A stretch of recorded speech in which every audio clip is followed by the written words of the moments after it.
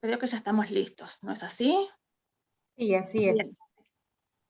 Buenas tardes a todos, bienvenidas y bienvenidos. Es un honor poder ser parte de esta quinta edición del segundo ciclo de charlas de abiertas organizadas por la Asociación Argentina de Derecho Procesal, con muchos de los más destacados referentes de nuestra disciplina. En esta oportunidad, la actividad la co-coordinaré con la doctora María Eugenia Sosa, que es consejera regional de la Asociación Argentina de Derecho Procesal en la provincia de Jujuy.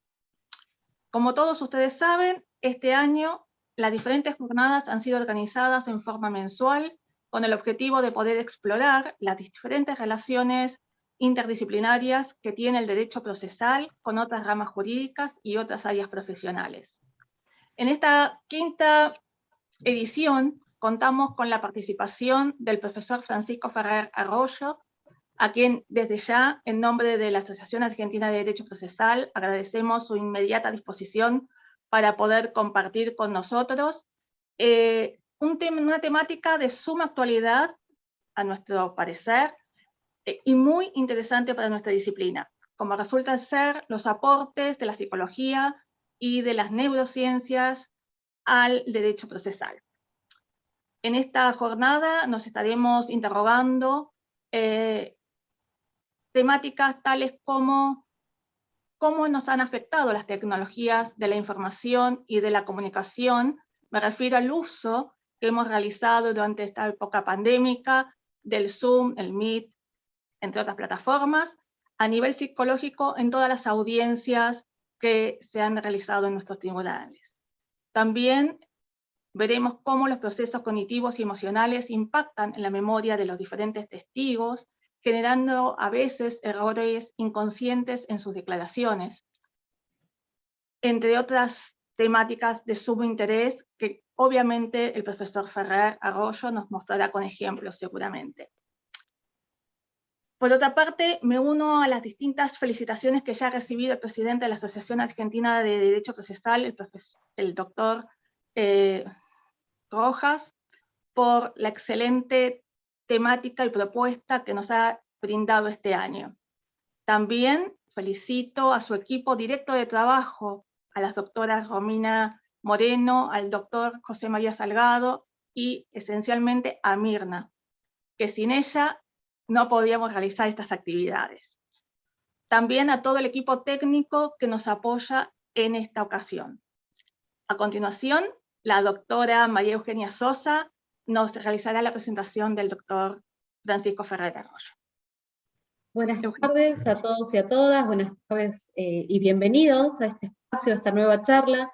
Para mí es un honor presentarlo al doctor. Voy a leer sus antecedentes, un resumen de sus antecedentes porque tiene vastos antecedentes y vamos a demorar mucho si no. Los más destacados en este momento son, bueno, tenemos el gusto de escuchar a un profesor de la materia de Psicología Jurídica de la UBA, Sociología Jurídica de la Universidad de Palermo y de Pericias Psicológicas en la Universidad Favaloro. Es director del curso de Neurociencias y Derecho de la Fundación INECO, dirige el doctor Facundo Manes. Es abogado por la Universidad de Buenos Aires, especialista en Administración de Justicia por la UBA, magíster en Sociología por Flaxo y maestrando en Psicología Cognitiva por la UBA.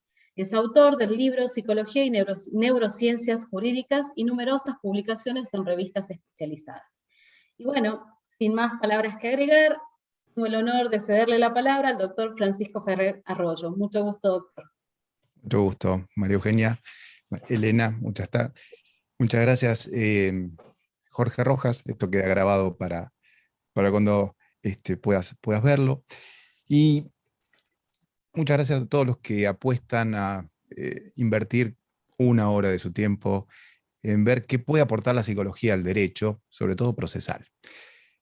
Y cuando yo pensaba cómo hacer el primer link o el primer puente entre psicología y derecho procesal, particularmente, porque psicología y derecho de fondo ya tengo como algunas ideas, pero con relación al procesal, ahí me pareció que era importante aclarar algo.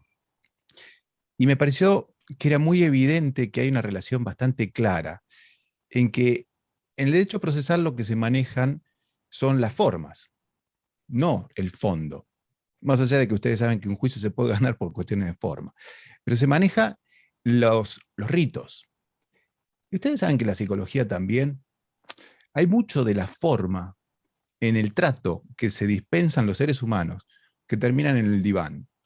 Es decir, hay gente que se queja de que su jefe no la reconoce lo suficiente en el trabajo.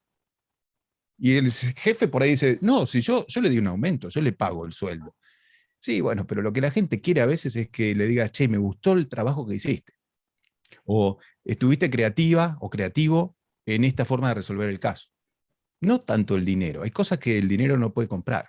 Y esto tiene que ver con lo comunicacional. O en una pareja, ¿no? Si sabes que te amo, no, pero quiero que me lo digas. Bueno, pero te lo muestro con mis hechos, con mis actos. Sí, pero quiero que me lo digas. Entonces, ¿qué hay ahí? Un problema de comunicación. Los dos casos, los dos supuestos, están enmarcados en alguien que quiere transmitirle al otro una comunicación, te quiero y me servís como empleada, y sin embargo el otro no lo procesa. Y en el derecho pasa algo parecido. Yo puedo querer presentar la contestación de demanda, pero si la hago después del plazo que me otorgó el juez para contestar el traslado de la demanda, bueno, vos querías, pero no lo hiciste en el tiempo y forma. Y eso me pareció un punto que tienen en común, el poder de las formas, ¿no? La importancia de las formas. Así que me parecía entonces que con esto uno podía decir, derecho procesal, no es derecho de fondo y sin embargo, fíjense la influencia que tiene en la tramitación de los litigios, así como las formas tienen una influencia importantísima en las relaciones intersubjetivas entre las personas. Y para empezar entonces con los temas que vamos a abordar durante estos 40 minutos, les quería contar que hay un viejo proverbio que dice que los jueces dictan sentencias por 10 razones, 9 de las cuales nunca nadie conocerá.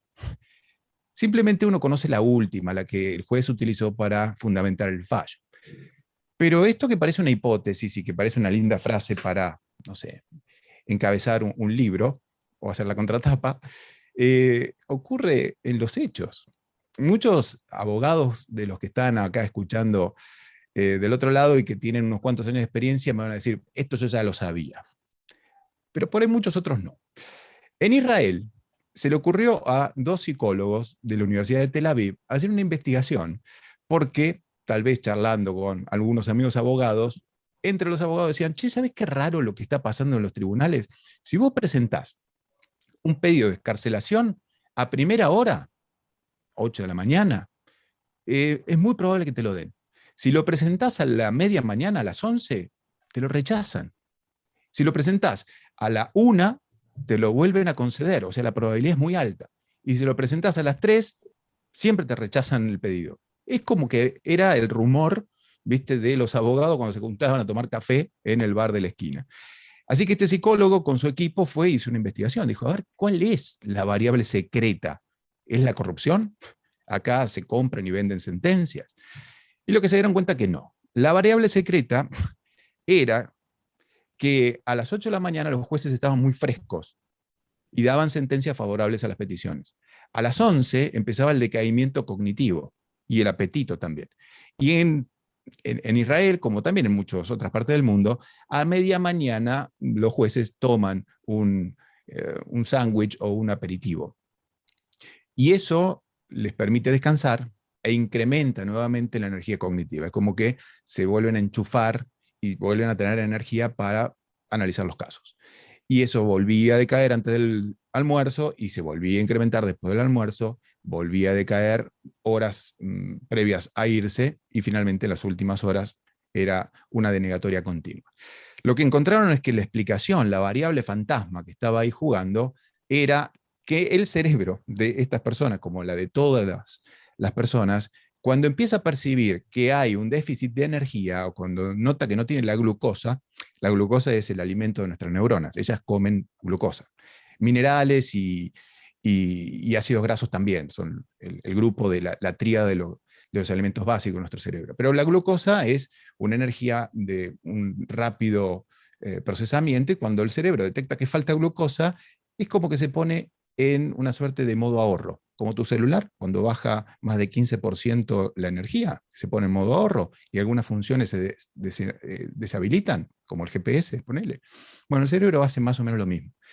Pero claro, vos no te das cuenta porque no tenés una señal que te diga batería baja. Lo notás cuando se te empiezan a cerrar los ojos, pero no estamos hablando acá de un déficit de sueño. Estamos hablando de un cerebro que dice, vamos a economizar recursos cognitivos. Y el juez, cuando economiza recursos cognitivos, lo que suele hacer es denegar pretensiones. Porque denegar pretensiones siempre es mucho más fácil que concederlas. Conceder algo, una excarcelación sobre todo, que es que alguien que está detenido, que es un peligro potencial para la sociedad, salga, exige mirar el expediente, los antecedentes del caso, lo que han informado los psicólogos que intervinieron en la causa, exige leerlo todo. Y entonces después de leerlo todo, rechazas o otorgas. En cambio, denegar simplemente es, miré las primeras 3 páginas, no, este delito no me gusta, se queda adentro. Y la verdad es que en los hechos no pasa nada si alguien se queda adentro. Y los jueces lo saben a eso. Entonces, frente a esta circunstancia de si se queda adentro, yo no corro riesgo. En cambio, si sale, puede ser que vuelva a cometer el delito y ahí sí corro riesgo yo, mi imagen pública. Cuando están cansados, deniegan. Y lo que probó esta investigación es que este cansancio tiene que ver con estos breaks que se hacen cada tanto, donde el cerebro se resetea y puede empezar a trabajar de cero. Es decir, la famosa frase que nosotros tenemos del derecho oportunidad, mérito y conveniencia, ¿se acuerdan de esa? Que se aplica para otros casos. También se aplica en el campo de la psicología. Hay que saber cuándo tenés que presentar las cosas. Oportunidad, mérito y conveniencia. Primera hora o después del almuerzo. Hay que saber prudencialmente a qué hora almuerza. Con lo cual, esta frase también que decía el realismo jurídico americano, que medio irónicamente decían, la justicia es lo que desayunó el juez. Bueno, un poco tiene que ver, porque la justicia no es algo neutro, no es como en la justicia de la Ciudad de Buenos Aires, Juan Corbalán instauró un sistema de inteligencia artificial que se llama Prometea, que puede analizar la información contenida en un expediente y emitir un pronunciamiento, un dictamen. No es que ese dictamen se convierta directamente en vinculante, sino que lo ve una persona y después de ahí, con firma de funcionario, ya ese dictamen forma parte del expediente. Pero hay una inteligencia artificial que resuelve el caso. Esa inteligencia artificial no tiene hambre, no está cansada, no es corrupta, puede tener los sesgos propios de quien la programó, pero no tiene estos otros déficits que sí tiene el ser humano. Tampoco tiene clemencia, ¿no? Tampoco tiene este dato tan humano que vamos a ver que es importante también en el campo de la justicia. Por eso está ese chequeo final del humano. Así que está salvado este posible sesgo que podría tener la inteligencia artificial. Muy bien. Les voy a compartir una pantalla para que vean ese gráfico de lo que les acabo de comentar.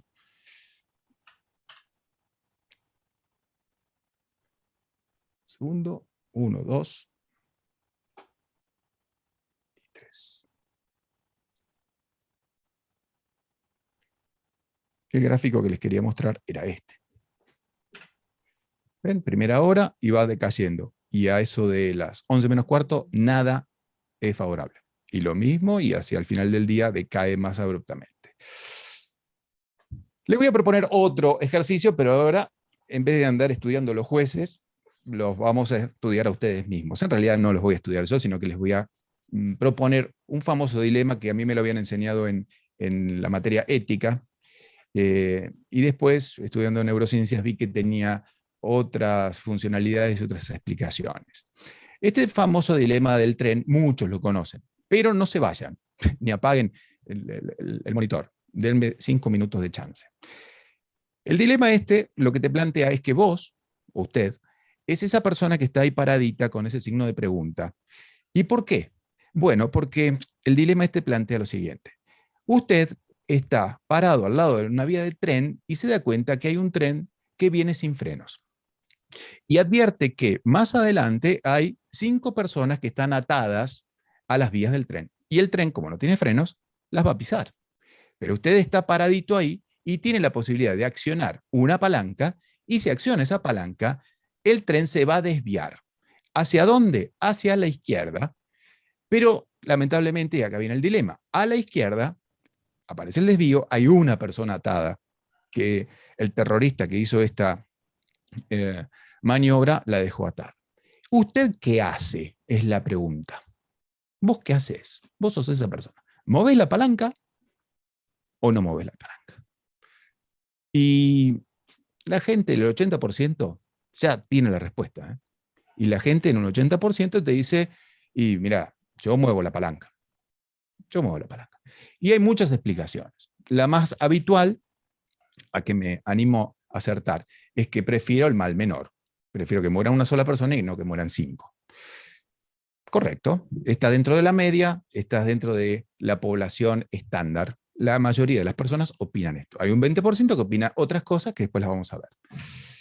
Pero veamos otra situación. Vos ahora estás arriba de un puente y adelante tuyo hay una persona con un volumen generoso de cuerpo.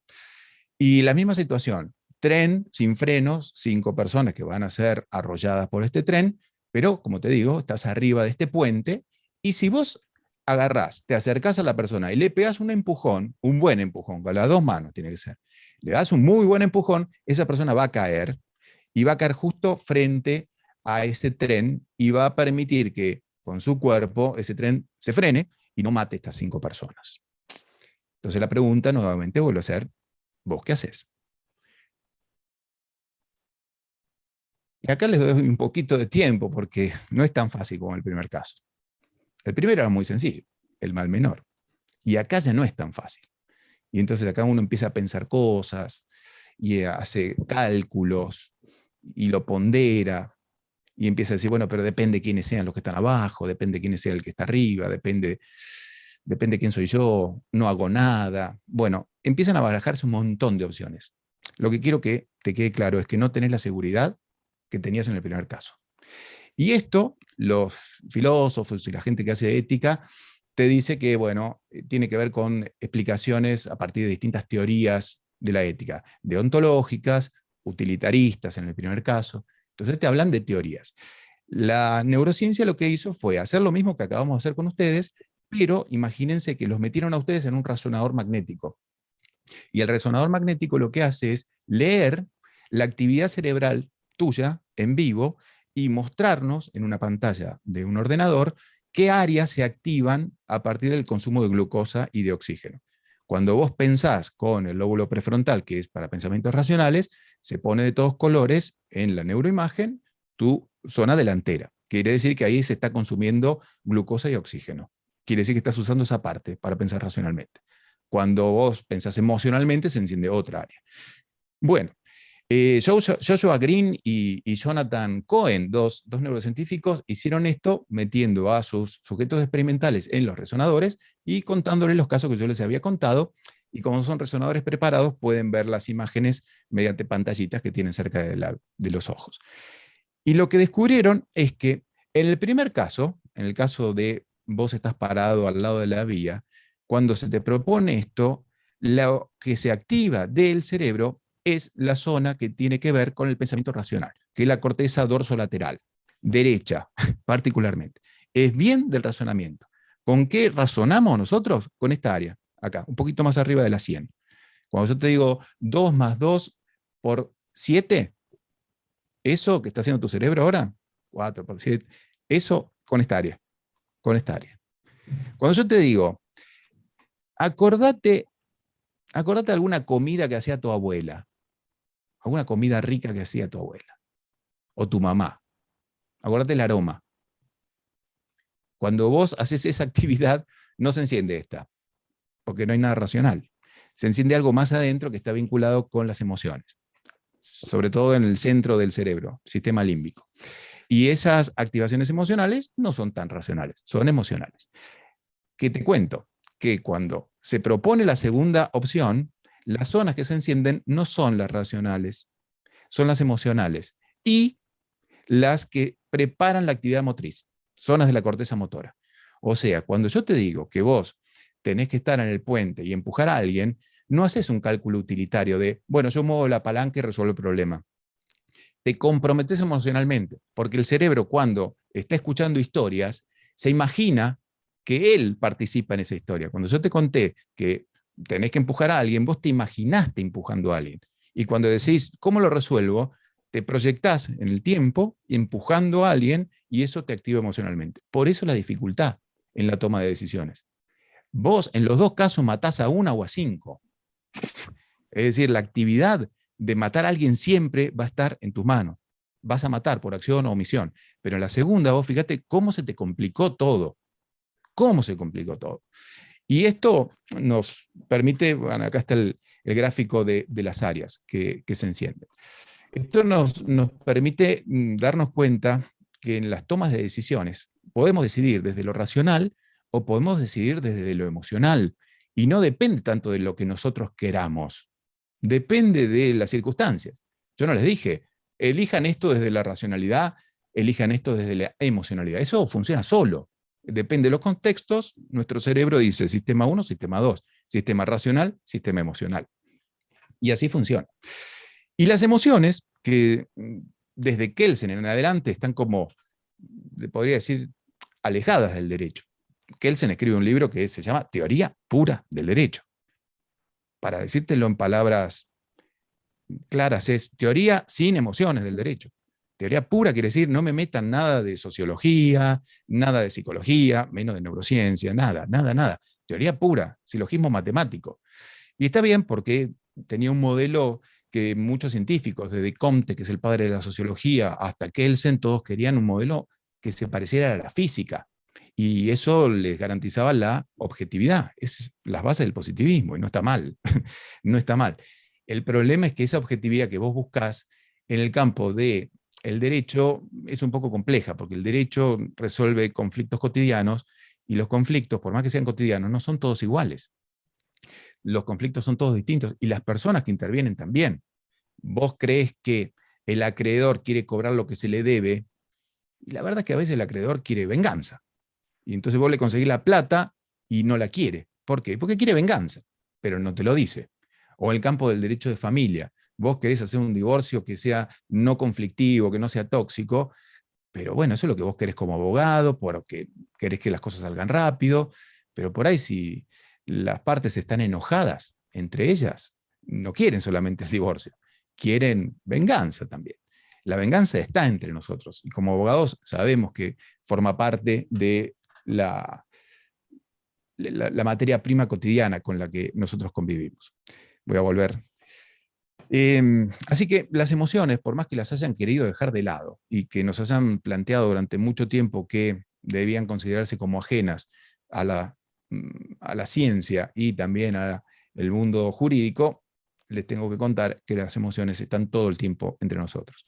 Y de hecho, quien no tiene emociones tiene problemas para decidir, porque la emoción, la palabra emoción, quiere decir moverte hacia. En inglés es mucho más claro. Emotion es moverse hacia. Motion. Si vos no tenés emociones, podés pensar, pero no actúas en el mundo. Damasio, que es un neurólogo, Antonio Damasio, que también investigó emociones, en un caso muy conocido que se llama caso Elliot, se dio cuenta que Elliot era un paciente que tenía un déficit que le había impedido su conexión con las emociones.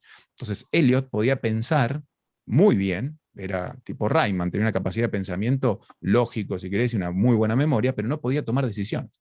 Cuando tenía que coordinar la entrevista con su psiquiatra para la semana siguiente, Elliot empezaba a decir, bueno, está bien, el miércoles yo puedo, pero ¿y si el miércoles llueve? ¿Y si el miércoles no llego a poder porque pasa algo? O sea, empezaba a barajar todas las hipótesis de por qué tal vez no podía ir el miércoles.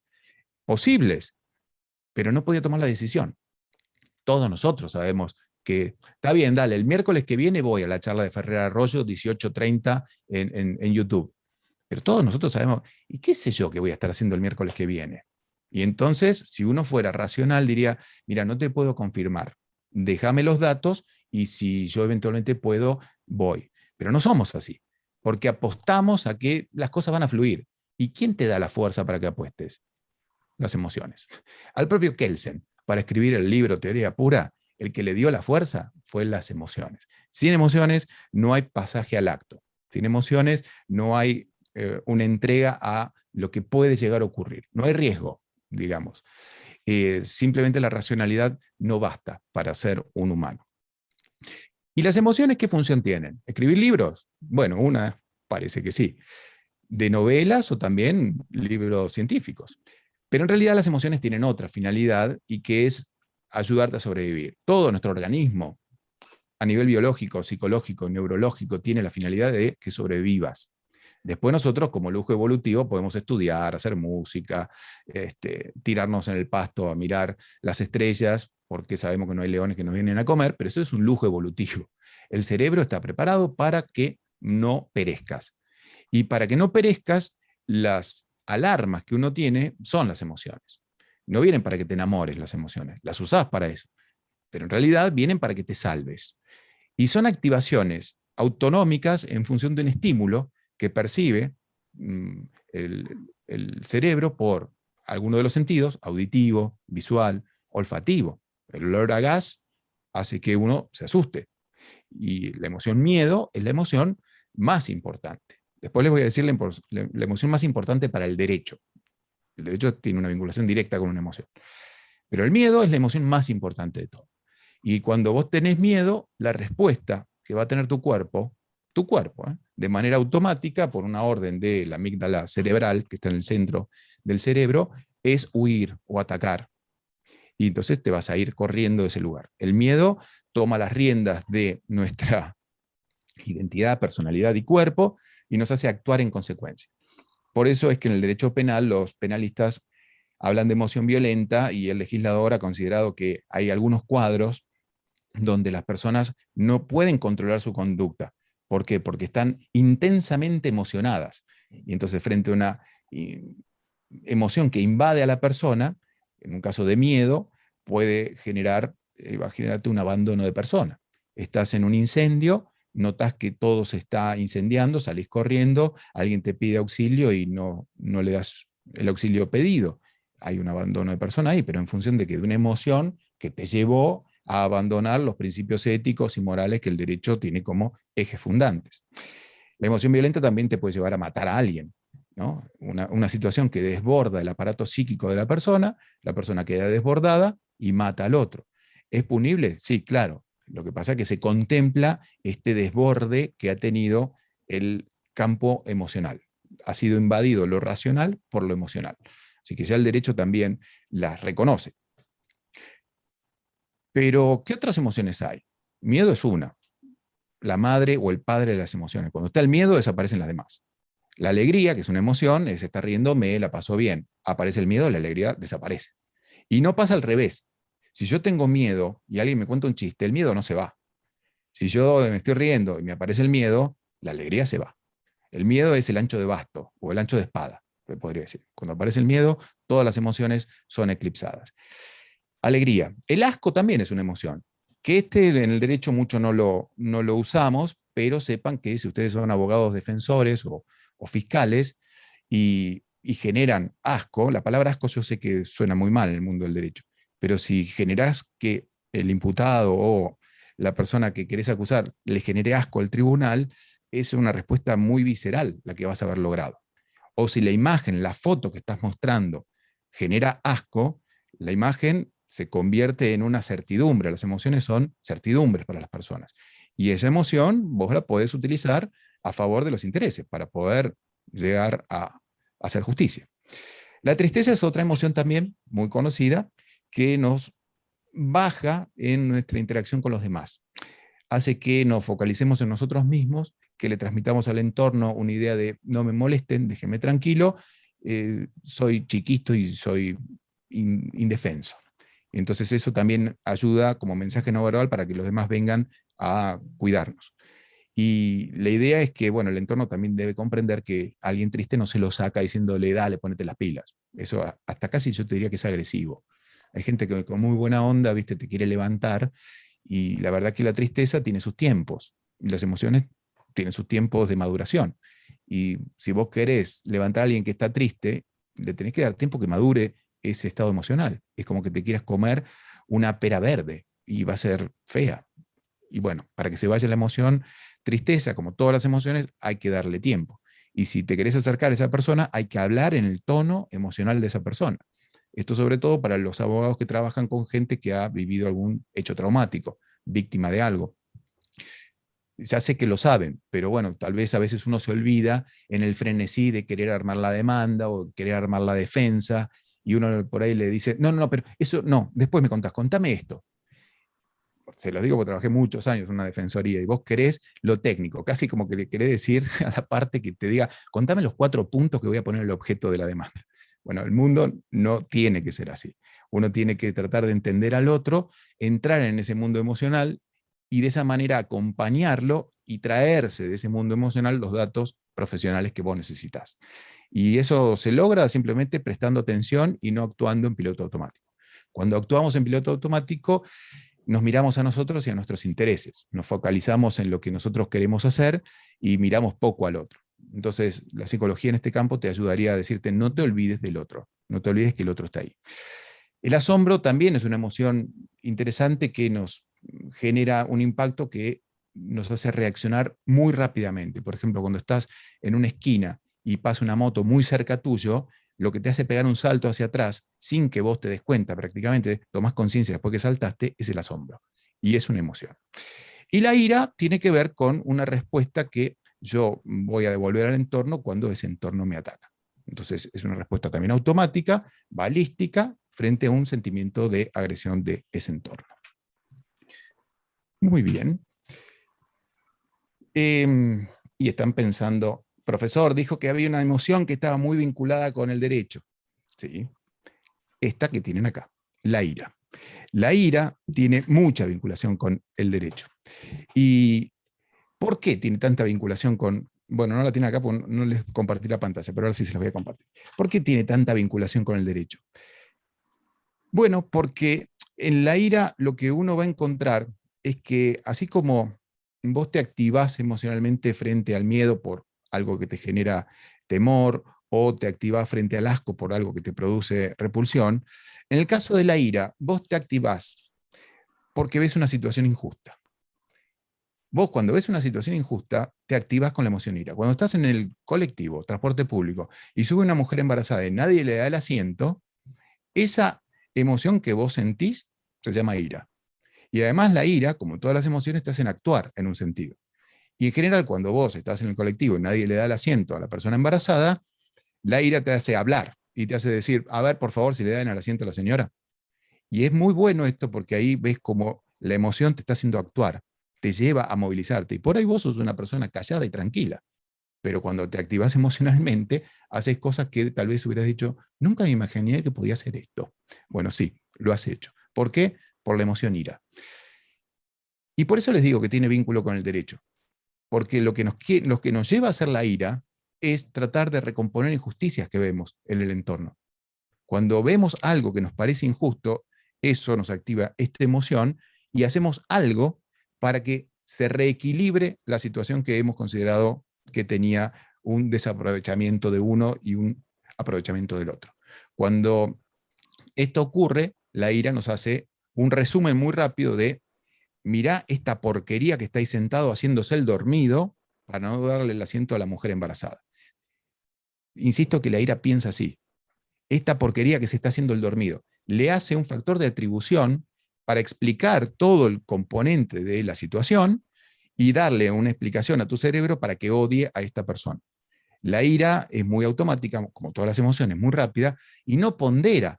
Tal vez no la vio a la señora, tal vez está dormido de verdad, tal vez es no vidente. No, la ira es automática, rápida, balística, y saca decisiones súbitas, y actúa en consecuencia. Por eso es peligrosa, porque es la que lleva a la gente a buscar justicia por mano propia. Cuando vos ves Crónica, en la cuarentena, hemos visto Crónica más de una vez, porque cuando haces zapping pasás por Crónica. Y todos los días Crónica tiene una justicia por mano propia, una pueblada. Y nosotros estamos en el mundo del derecho y sabemos que a veces la gente está indignada con el sistema de justicia porque no hace justicia en tiempo y forma. Pero a veces la gente le ve cara de sospechoso a alguien y ya lo juzgó como el responsable de los hechos, van y le queman la casa. ¿Por qué? Por la ira. La ira los lleva a buscar justicia. Así que nuestra querida estatua de la justicia es la estatua de la emoción ira. Pero ¿qué pasa en los jueces? Bueno, los jueces son los administradores de la ira. ¿Y cómo funciona el cerebro de un juez? Bueno, con esa área que les comenté del lóbulo prefrontal dorsolateral, desde la racionalidad, desde los cálculos de medios afines, proporcionalidad, evaluar lógicamente las pruebas. La ira nos lleva a decir, él estaba ahí, él fue. El cerebro del juez es, él estaba ahí, bueno, pruébeme que él estaba ahí, con este y este testigo. Bueno, ahora probemos que él fue el responsable de este hecho, el nexo causal. Entonces, el juez se puede enojar, puede tener ira, pero la cabeza de un juez es una cabeza que trata de apartarse de su ira. ¿Para qué? Para poder tener una forma de pensamiento que pondere, ¿no?, lo que se ha hecho, las pruebas, la posibilidad lógica y el código penal. Es decir, tiene dos sistemas en su cabeza el juez. Su sistema nervioso central, que lo lleva a activarse con la emoción ira, pero que tiene que compatibilizarlo con el sistema jurídico, que establece qué tipo de penas se deben imponer por determinadas conductas.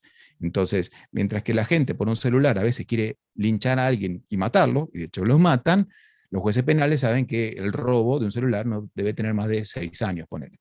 O mientras que por la infidelidad algunas personas quieren que a su pareja la condenen con penas pecuniarias o tal vez con prisión de cárceles, los jueces de familia dicen, mire, no, es que hoy la infidelidad ni siquiera es causal de divorcio.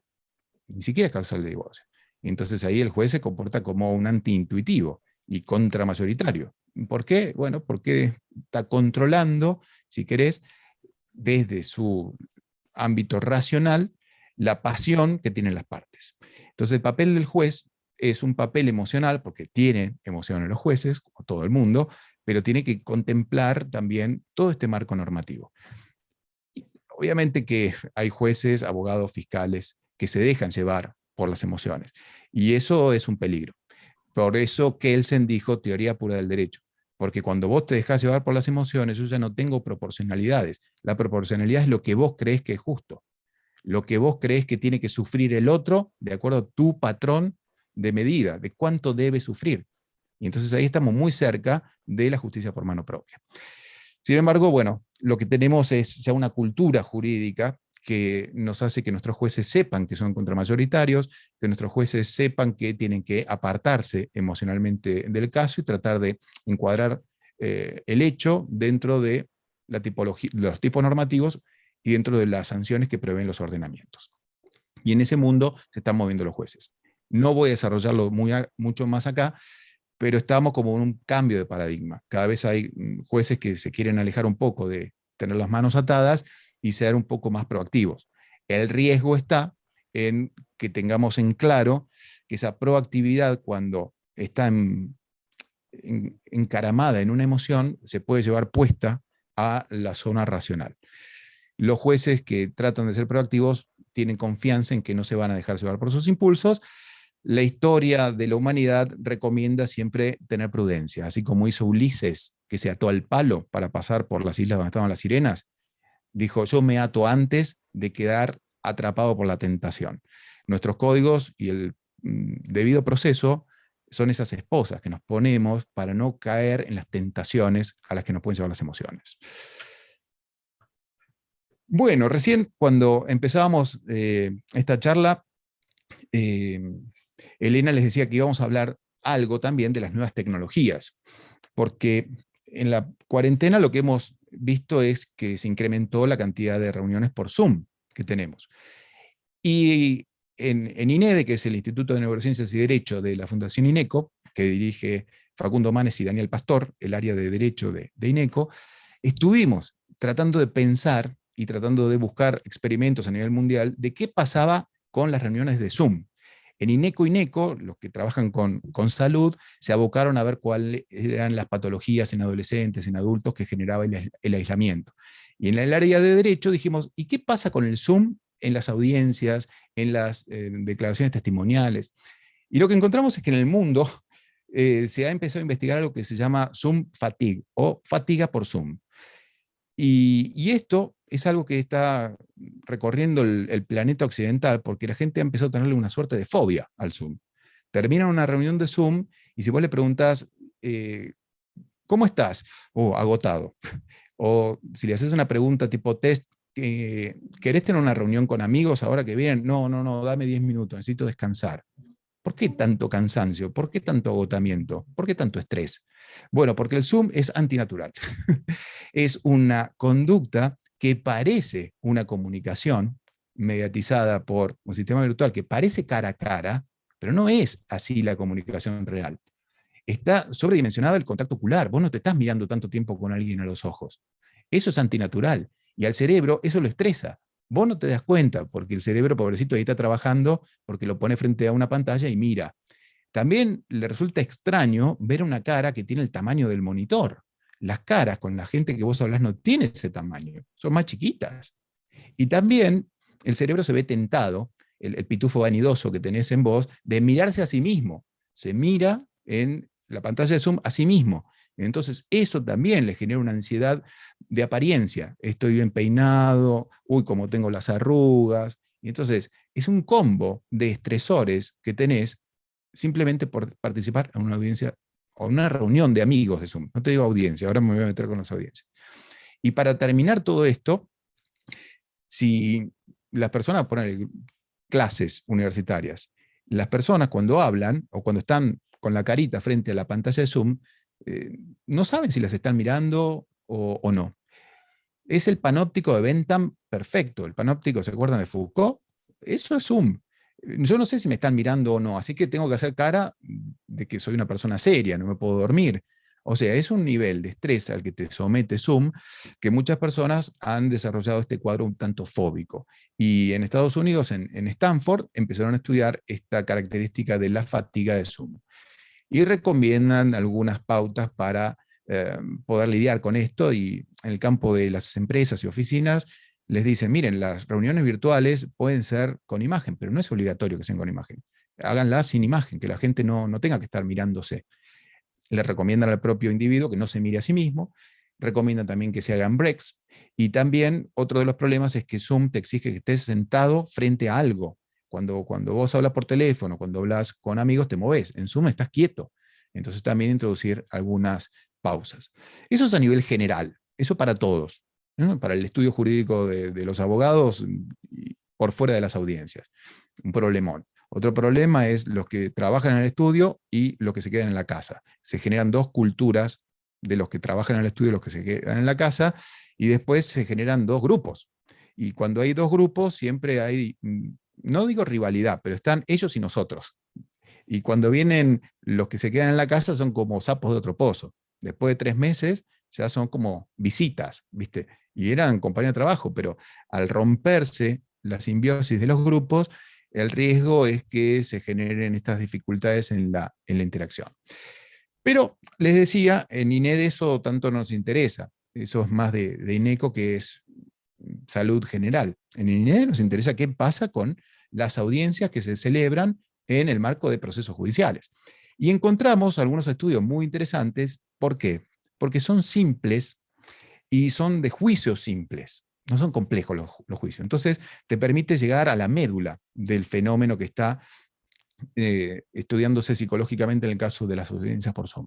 Y son casos de refugiados que llegan a las costas británicas de países que están en guerra o que persiguen a la homosexualidad, y entonces estas personas se van de su país, cruzan el canal de la Mancha como pueden y llegan a las costas británicas, y ahí son rescatados por prefectura y llevados a los campos de refugiados. ¿Y qué se hace con estas personas? Bueno, hoy en día hay cortes de migración que resuelven la situación del refugiado. Si lo mando a su país y esta persona está buscada por disidente político y lo van a matar, si yo no lo dejo ingresar y lo mando de vuelta a su país, lo estoy ejecutando. Así que en esos casos lo que se hace es autorizar el ingreso. Es el caso extremo. Después tenés un montón de casos que son grises, que están en el medio. La cuestión es que todo el mundo que está en el campo de refugiados tiene que ir a las audiencias con los jueces de migración. Y lo que empezaron a hacer es audiencias presenciales, como las de siempre, vas, declarás, pero también les dieron la posibilidad a los refugiados de que hicieran las audiencias por Zoom, con lo cual, en vez de tener que esperar 4 meses para la audiencia en el campo de refugiados, con el frío, la podían hacer ya a la audiencia. ¿Por qué? Porque era mucho más fluido, había mucho más turnos. Y muchos quisieron hacer la audiencia por Zoom. Y ahí es donde se enfocó la investigación. Y lo que se descubrió es que todos los peticionarios que hacían la audiencia de manera presencial, en líneas generales obtenían un 50% de probabilidades de obtener la ciudadanía. Los hacían ingresar. No la ciudadanía, sino les permitían ingresar. En cambio, cuando la misma audiencia se hacía por Zoom, el rechazo era de un 80%. Es decir, era radical la diferencia que había en la toma de decisiones. Y por lo tanto, esto nos permite entender que no es lo mismo una audiencia presencial que por Zoom. Los jueces con los que charlamos, los abogados con los que hablamos también, sobre todo los defensores, te plantean que, bueno, los jueces, yo no puedo manejar la audiencia por Zoom, porque me muestran pruebas que yo no quiero que se muestren y ya me la mostraron a la prueba. Y la muestran y entre que le explico que no quiero que esté la prueba, ya todas las partes lo vieron. Y los abogados nos dicen, se pierde la personalidad de la audiencia, donde yo tengo un juez que está viendo a un procesado, un imputado, una víctima. Hay una falta de mediación, hay una intermediación que está desvirtuada. Bueno, si ustedes recuerdan lo que charlamos hace un ratito del puente y de la vía del tren, se vuelve a aplicar acá. ¿Por qué cuando un refugiado te pide por Zoom, le denegas y cuando te lo pide cara a cara se lo das? Porque cuando te lo pide por Zoom, no se te activan las áreas emocionales. Porque la pantallita no activa áreas emocionales. Está lejos el otro. No escuchás su tono de voz, sino que su tono de voz tiene que ver con cómo el sistema te traduce el audio. Y tampoco lo mirás a los ojos. Y si lo mirás a los ojos, no te transmite la emocionalidad de los mamíferos cuando mirás a otro mamífero. Entonces, denegar por medio del Zoom es mucho más fácil, porque no hay compromiso emocional. Es 100% utilitarismo, es 100% impersonal la decisión. En cambio, cara a cara hay un compromiso personal, hay un compromiso emocional y cuesta muchísimo más tomar una decisión que afecta a los derechos del otro y que lo manda prácticamente a la muerte. Así que con este dato nosotros pudimos entender los riesgos que tiene las audiencias celebradas por medio del Zoom. Amén de otros riesgos. Otros riesgos. Existe una teoría en psicología, y con esto ya vamos cerrando, que se llama teoría de la frustración-agresión. Y esta teoría es muy robusta y está muy probada, y cuando se las cuente me van a decir, es verdad, plantea que los seres humanos, cuando nos frustramos con algo, nos enojamos, y ese enojo lo libramos como agresión. Cuando queremos tomar un colectivo y el colectivo justo se va, insultamos, o insultamos al colectivo. Eso es una forma de liberar agresión. O cuando queremos llamar por teléfono y el teléfono no anda, por ahí le golpeamos el teléfono al colgar. Tenemos una intención de hacer algo, no sale lo que queremos, nos frustramos, pero esa frustración no es, bueno, qué pena que no salió lo que yo quería. Es, hago algo. Y a veces, en vez de pegarle al celular, la gente que tiene dos dedos de frente no le pega al celular porque lo rompe, sino que le pega a la mesa. Entonces, desplaza la agresión hacia algo que no le va a traer problemas. ¿Se entiende, no? Esta teoría. Me siento frustrado, libero mi agresión, pero no a la fuente de frustración, que es lo que no anda, sino que desplazo esa agresión hacia otra cosa que es más dura, que me va a traer menos problemas. Bueno, las audiencias por Zoom lo que tienen es que, en general, suelen tener interrupciones porque se corta internet, porque el audio no es bueno, porque hay un delay, porque la imagen es borrosa. Todo esto, cuando alguien está escuchando una declaración, cuando alguien está viendo lo que está diciendo una persona, genera fastidio. Recuerden ustedes, cuando están en una charla de Zoom y no se escucha bien, no se ve bien, se corta el audio, alguien que no muteó su audio está gritándole a los perros, todo eso te molesta. ¿Y contra quién te la agarras? Contra Internet, quiero creer, ¿no? No, no, porque Internet es intangible. Desplazás tu agresión hacia la persona que está hablando. Y eso es lo que pasa en una audiencia por Zoom, cuando un juez está escuchando a una persona que está hablando y de repente tiene estos inconvenientes técnicos. Atribuyo al individuo que está hablando mi fastidio. Por lo tanto, interpreto en términos negativos cualquier cosa que diga el otro. Y fíjense que esto no estaba previsto en los códigos. Y esto tampoco estaba previsto en la Constitución. Se suponía que el juez era imparcial y que escuchaba objetivamente las deposiciones de testigos, de víctimas, de victimarios. Y la verdad es que la tecnología te puede jugar una muy mala pasada y te puede prácticamente condenar porque fastidiaste al tipo que tiene que decidir. Y lo último, sí, es que también encontramos otro dato interesante para el mundo de las audiencias testimoniales. Los testigos también son personas que declaran en sede judicial, pero ya no pueden ir presencialmente. Ya era un problema si tenían que ir con barbijo a declarar, porque perdías el 80% de la gestualidad. Así que empezaron a hacerse declaraciones por Zoom también. Y eso generó también un debate interesante porque es, ¿cómo puedo acreditar yo la identidad del sujeto que está declarando? Claro, si se ve bien la cámara y me muestran el DNI, sí, pero si la cámara es muy mala y no se puede ver, ¿cómo lo puedo hacer? Y si me ponen otra persona, me la pintan un poquito, me la maquillan, ¿cómo lo acredito? Primer problema. ¿Cómo acredito que no haya nadie dictándole cosas detrás de la cámara? Al que está testificando. Que le diga, ¿cómo lo hago? Muéstreme con la cámara el entorno de la habitación. Sí, se lo muestro y el tipo está abajo de la mesa. Algunos, en España sobre todo, lo que dijeron es que las declaraciones de testigos se podían hacer en comisarías o en lugares del catastro del municipio. Entonces ahí un policía o un agente o un intendente o alguien de la delegación municipal en una habitación reservada para audiencias testimoniales podía garantizar todo esto. Bueno, ponele que eso pueda funcionar y nos da un poco de pureza en la declaración testimonial. Nos acota todos estos riesgos. Bueno, pero quedan todos los otros riesgos de lo psicológico. ¿Por qué? Porque un experimento lo que hizo es conformar un jurado ficticio y unos testigos ficticios. Y a los testigos se les hizo ver una película, y a todos vieron la misma película, que eran los hechos de un caso.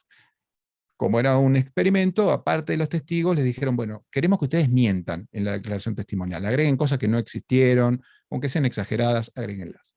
Y otros cuenten la verdad. Bueno, lo que se hizo después fue que testigos veraces y testigos falaces, todos mezclados, se sabía cada uno cuál era, ¿no? Fueron a declarar ante los jurados. Y los jurados recibían las declaraciones testimoniales de manera presencial y también por Zoom. Y como es de esperar, las conclusiones a las que arribaron, las conclusiones a las que arribaron los investigadores, es que a partir de lo que le decían los jurados, los testigos presenciales son infinitamente más creíbles que los que hablan por Zoom. Porque los que hablan por Zoom no transmiten todo un marco de información, el frame, ¿no? El contexto, que le da mayor credibilidad o menor credibilidad a la declaración testimonial. En el Zoom ves la carita nada más.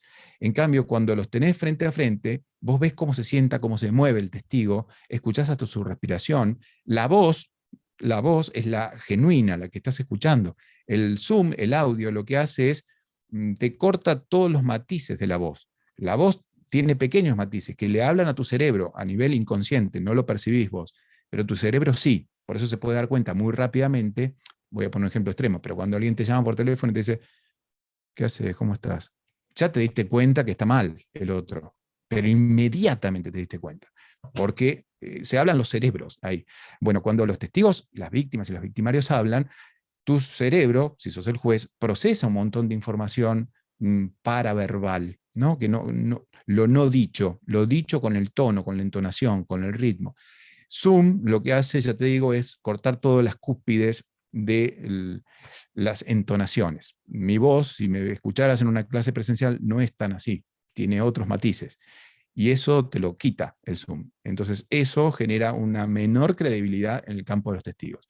No se le puede ver, ya te digo, los movimientos de todo su cuerpo, y acordate que uno no habla solamente con la voz. Nosotros, los que damos clase, medio que ya sabemos usar la voz para subirla, bajarla, hacer una pausa, pero los testigos no son personas que dan clase en general, son personas que cuentan algo que vieron, y lo cuentan con todo el cuerpo, y para transmitir toda su emoción, vos necesitarías verlo entero. Cuando no lo ves entero, te está faltando parte de la información.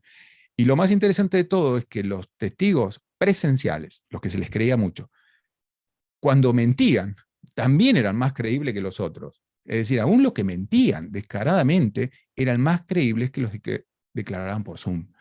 Por lo tanto, en el caso de los testigos, Zoom también es un problema.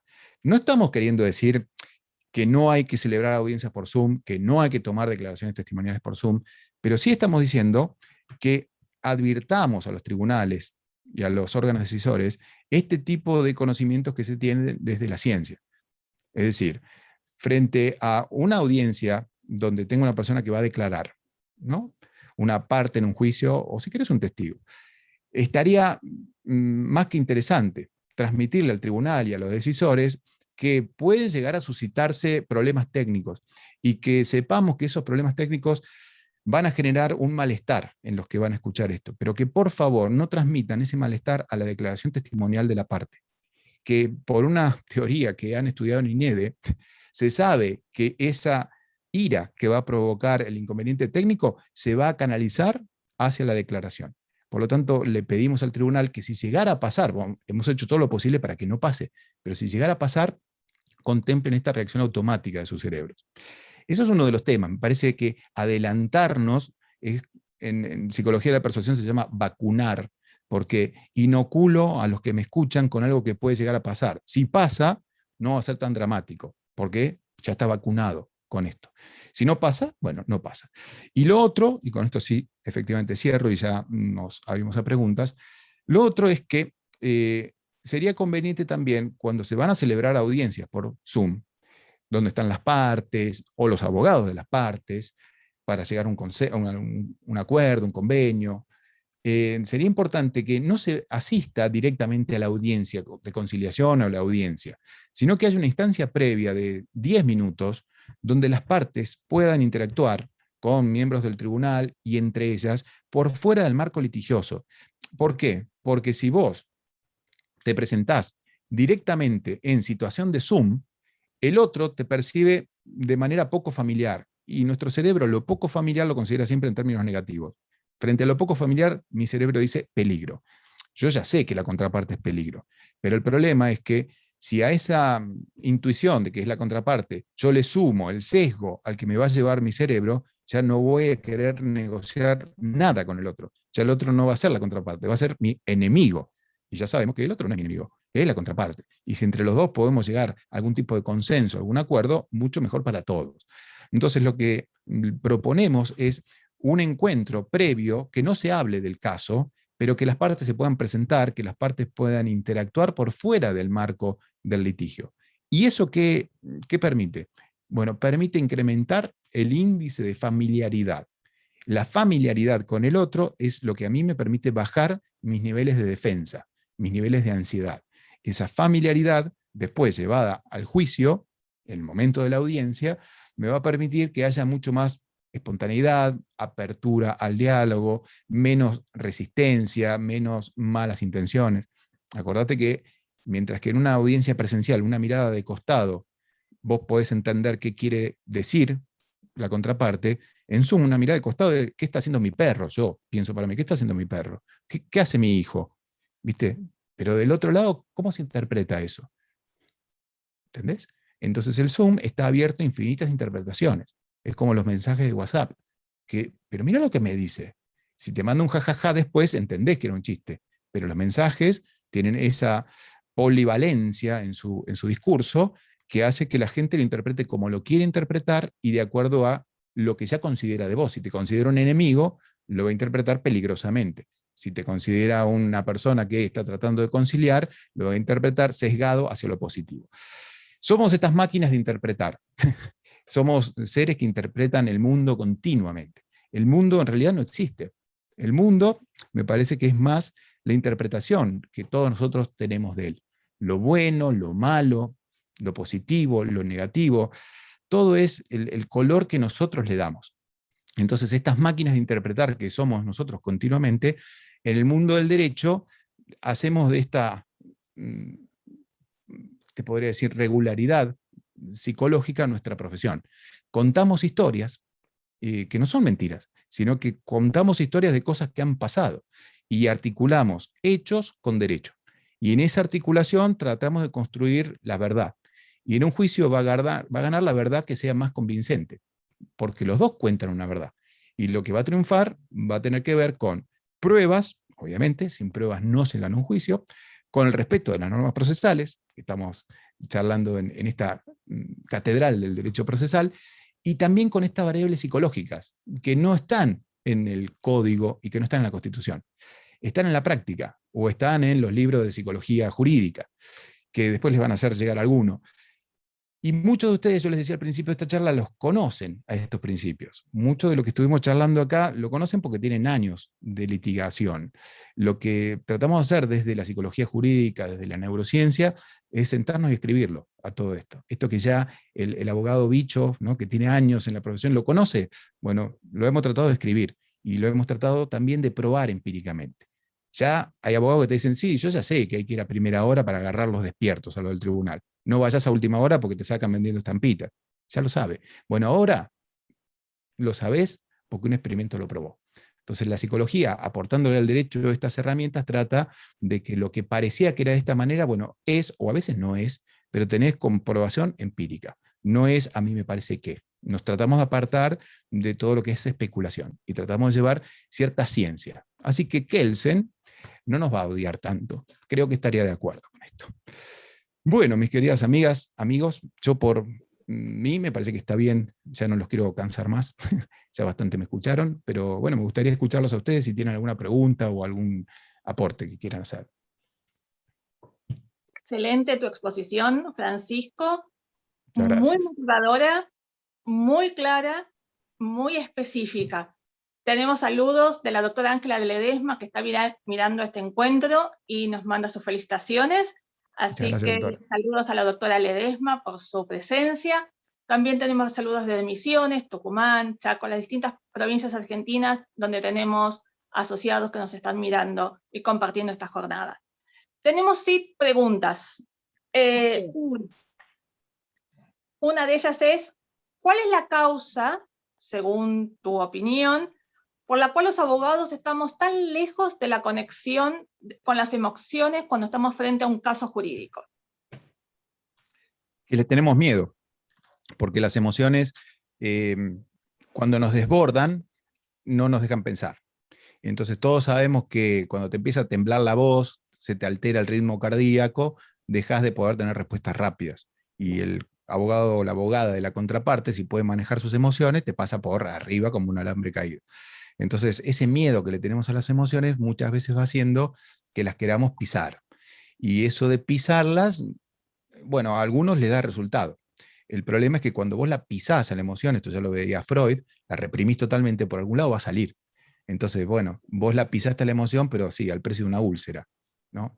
Y ese vínculo que tenemos con las emociones, algunos lo pueden manejar mediante técnicas de mindfulness, que es una forma de controlar la respuesta emocional y que cambia las estructuras cerebrales.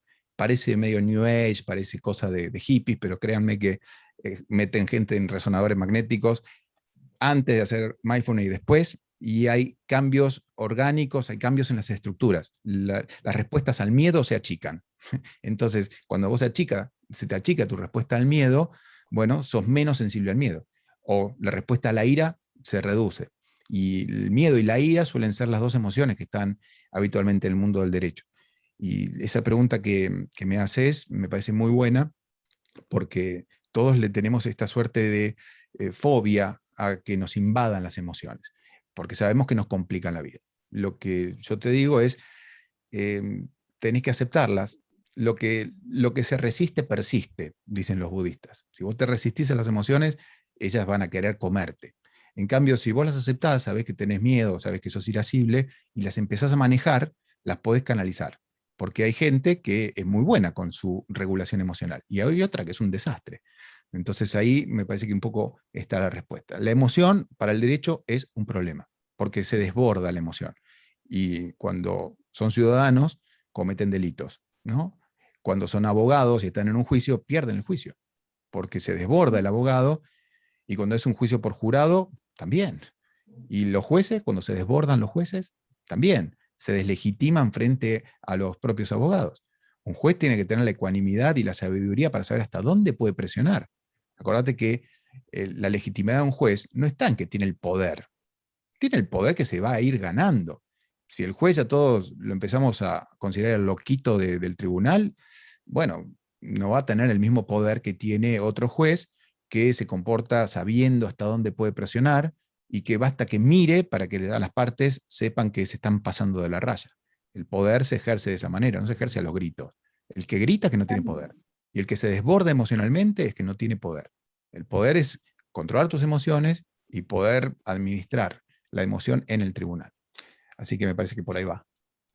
A mano de lo que acaba de decir, hay otra pregunta que más o menos ya esto habló en la charla. ¿Qué piensa de las audiencias virtuales de debate oral en casos, por ejemplo, de abuso deshonesto? Piensa sobre la condena de los imputados por Zoom. Y bueno, que con lo que les acabo de comentar, lo que vas a tener es una despersonalización ahí. Entonces va a haber una distancia muy distinta a la que puede haber en el caso de una audiencia presencial.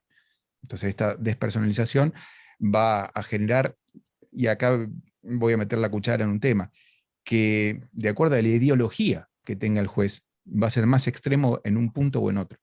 Porque les dije recién que lo que estamos asistiendo es un cambio de paradigma. Ya no se dicta sentencia en función de hechos subsumidos en normas, sino de hechos interpretados por la ideología que tenga el juez o la jueza, y después subsumido en la norma que tiene ganas de subsumir. Entonces, cuando yo tengo esa discrecionalidad tan amplia, puedo absolver o condenar con la peor pena o absolver de todo cargo. Y cuando lo hago por Zoom, me da mucho menos vergüenza hacerlo, porque no me comprometo emocionalmente. Y la ideología va a llevarme para un lado o para el otro. Vuelve a ser un peligro, porque no estoy en la I, no estoy en el momento presente. Yo aprovecho para hacer una pregunta en particular. Con respecto a los trabajos de investigación que hicieron, en el ámbito del fuero de familia, que es bastante particular el juego de emociones que hay en los procesos, ¿han hecho investigaciones respecto a ese fuero? No, en familia no. No, yo doy una materia en la UBA que es psicología y derecho de familia. Sí, Y la vi ahí, en el blog. sí, viste, comparto que, bueno, ahí están los videos, pero comparto tu idea que el derecho de familia es fundamentalmente un derecho de las emociones. Tiene el área patrimonial, pero incluso la parte patrimonial tiene que ver con lo emocional. Pero Directamente. no se ha hecho estudios sobre este tema de las audiencias por Zoom en familia todavía. Bueno, es un capítulo a incursionar por INEDE. Hay un asistente que nos pregunta dónde podría capacitarse sobre estos temas, y creo que es el momento que nos cuentes cómo INEDE nos puede ayudar a conocer más sobre psicología, sobre neurociencias aplicadas al derecho.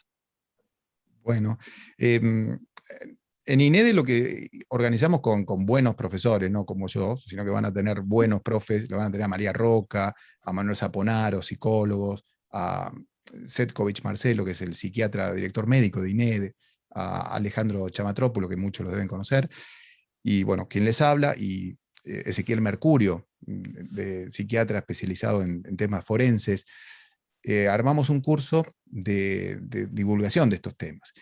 Y lo que hicimos con la plataforma Wetu, se llama, que es una plataforma internacional, fue divulgar estos contenidos, y ahí sí abordamos persuasión, psicología del testimonio, psicopatología. Pero bueno, eso es para los que tengan tiempo y ganas. En general la gente no sale desagradecida porque enriquece la tarea profesional, o sea, la hace más divertida, me parece. Si uno simplemente se dedica a hacer demandas, contestaciones de demandas de cortar y pegar, está bien, cobra igual, lo hace más rápido, pero es como que se hace muy, muy pobre la profesión. Y uno tiene que tratar de encontrarle flores al infierno, ¿no? Nosotros trabajamos no digo infierno, pero trabajamos en un ámbito de problema, no somos una agencia de turismo, ¿viste? Que ve a la pareja feliz, que se va a ir de viaje a Isla Margarita. Nosotros trabajamos cuando a la pareja feliz no le dieron el viaje. Entonces vienen recalientes a querer justicia. Acordate, ira. Y nosotros trabajamos con ese odio. Y entonces en ese odio nosotros tenemos que tratar de, primero, no contaminarnos con la emoción del otro, porque las emociones se contagian como los resfríos. Entonces, no contaminarnos con esas emociones, entenderlas, tratar de entender qué es lo que está atrás de esa pretensión. Esto que yo les decía al principio. Bueno, la persona, ¿qué es lo que quiere en el fondo?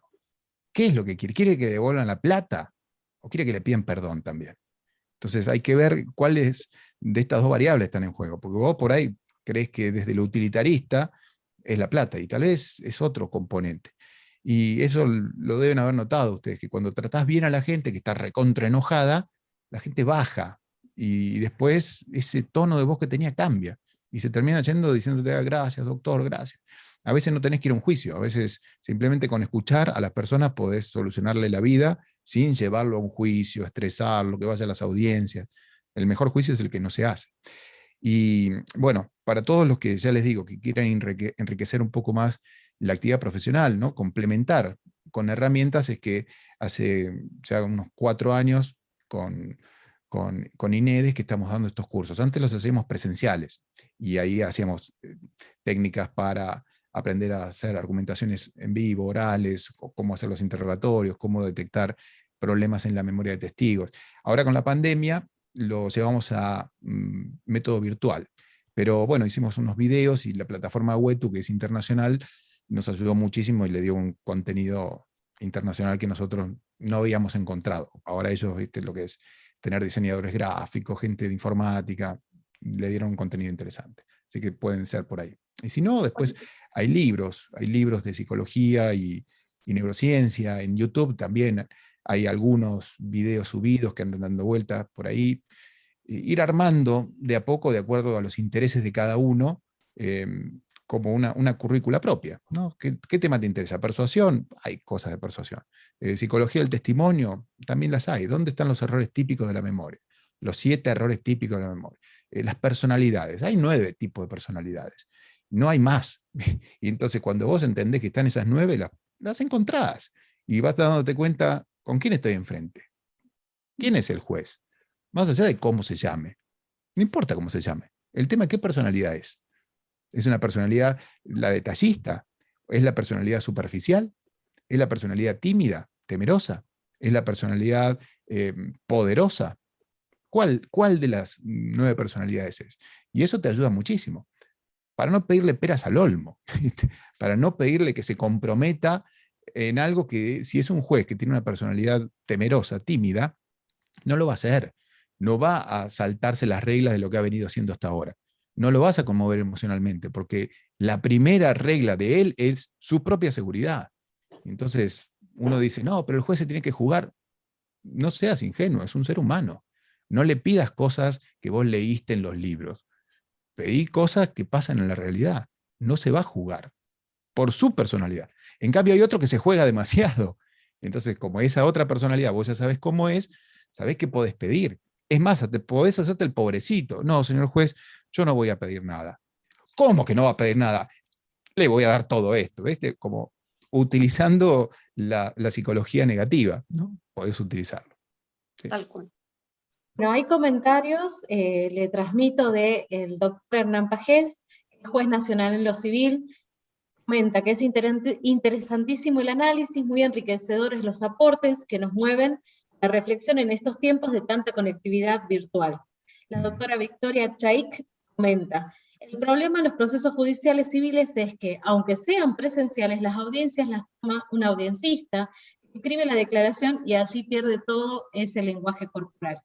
También hay saludos desde Jujuy, hay saludos del doctor Alejandro Verdaguer, saluda también el doctor Emilio Alvarenga. Estos son los comentarios que tenemos por acá. Y sí, lo de los audiencitas también pasa. Nosotros en Jujuy tenemos las audiencias, en el caso de las audiencias de la Cámara Civil, son en presencia de los jueces. Nos falta todavía grabar las audiencias para que después, cuando tengan que sacar la sentencia, puedan rever algunos testimonios, pero a mí es una de las partes más importantes y más interesantes del proceso, porque se ve la proximidad de la gente con los jueces que van a decidir al final del camino. Exactamente, lo podés grabar, pero va a dar la misma sensación de distancia mediatizada. No es lo mismo lo presencial. Lo que pasa es que tenemos que cambiar de paradigma directamente. Yo les mencionaba hace un rato esta inteligencia artificial aplicada al proceso que se da en la Ciudad de Buenos Aires. hay que empezar a pensar que el juicio, el modelo del juicio que nosotros tenemos en la cabeza, es prebíblico, ¿viste? Es prebíblico. Y las sociedades se complejizaron muchísimo, cambió muchísimo todo. No podemos seguir con la misma estructura de hace 3000 años para interpretar un juicio. Porque hay tanta gente que tiene conflictos y problemas diarios, que si vos querés que un juez esté en todas las audiencias, no puede dictar sentencia. ¿No? Si vos querés que un juez de relaciones de consumo, que ahora está en competencia de la Ciudad de Buenos Aires, esté en todas las audiencias, bueno, ese juez también tiene otras causas que resolver. Entonces tiene que delegar la audiencia en alguien. Está bien que lo mejor sería que el juez, como pasaba en Israel, fuera a la mañana, dijera, ¿cuántos casos tengo hoy? Tiene 7 casos. Bueno, está bien, pero el juez llega a su juzgado y ve, así como yo tengo estos libros, ellos los tienen en forma horizontal a los expedientes cuando eran físicos, y ve las pilas que hay. Y no es porque sea incompetente, es que hay mucha litigiosidad, hay demasiado litigio, es demasiado, cualquier cosa se convierte en un litigio. En Oriente, el concepto de ir a juicio es completamente estigmatizante. La gente no quiere ir a juicio porque es deshonroso ir a juicio. Ojo, si vas a juicio te revientan. ¿Por qué? Porque fuiste a juicio. Y es casi como inmoral ir a juicio. Por eso la litigiosidad es baja. Pero nosotros tienen parte de la industria del juicio, ¿no? Gente que quiere hacerse un bonito con un juicio, gente que es de incumplir su palabra. Acuérdense, los costos de transacción generan que tengamos países muchas veces subdesarrollados, porque todo termina siendo algo que se convierte en un litigio. Una licitación que no se cumple se litiga, un alquiler, el tipo se me queda en la casa, se litiga, con lo cual sigue adentro de la casa, ese inmueble no se puede alquilar, ¿entendés cómo se complica todo el sistema económico por estos problemas de que nadie cumple la palabra empeñada? Y eso termina en juicio. Entonces, nuestros sistemas jurídicos están colapsados.